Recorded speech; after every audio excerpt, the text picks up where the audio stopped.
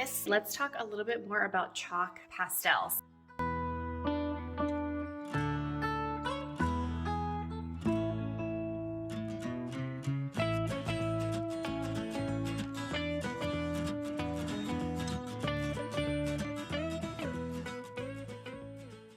I'm going to show you, looks like I have 11 different techniques here that you can use with chalk pastels. So the first thing I'm going to show you is chalk over ripped paper, and then I'm going to show you chalk over cut paper too. So I'm going to prepare the papers both by ripping and cutting.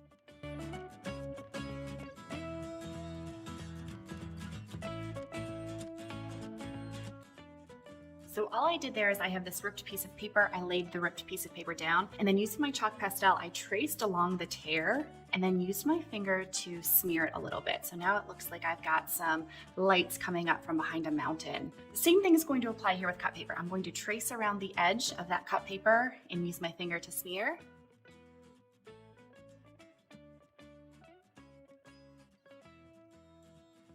So very similar effects, just the edges are either very smooth or have a little bit of texture to them. The next thing I can do is dip my chalk in water. So I'm going to show you this on black paper. I'll also show you this on a little corner here of my white paper too.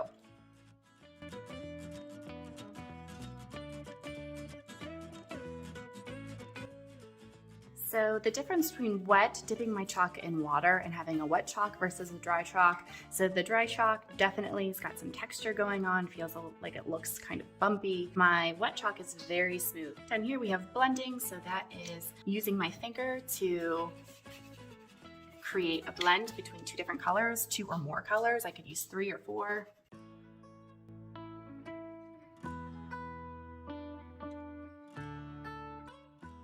Next thing I can do is create little strokes. I can create texture. It can look like fur, hair, all sorts of different things, grass, just by using my pastel to create small, tiny strokes. I can use hatching or cross hatching, and hatching is a way to create value.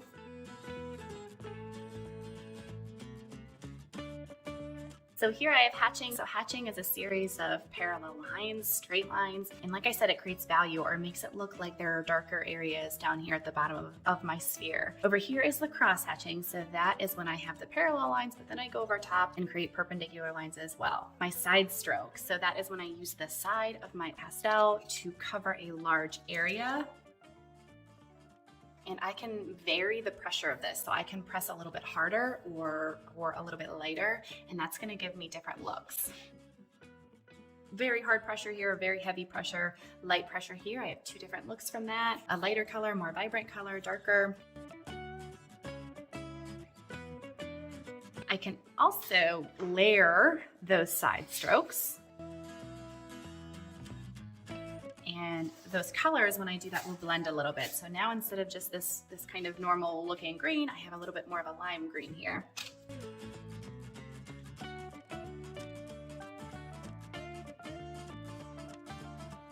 So another really great way to create texture, fur, grass, hair is feathering. I can twist. So I've found for me, this is easier when I have a smaller piece of chalk, and I will lay it on its side, pinch, and twist it.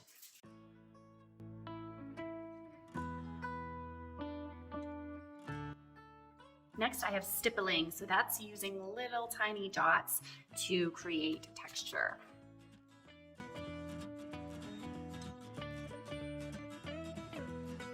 Okay, so pebbles by the beach, sand, rocks, all sorts of things that you can create just with using little tiny dots or stippling. And last but not least, we have draw. So you can also just simply draw with chalk pastels. And again, pressure will determine how vibrant, how dark your color is. So if I am light with my chalk, I'm going to have a little bit of a lighter color. If I push harder with my chalk, that color is going to be much brighter.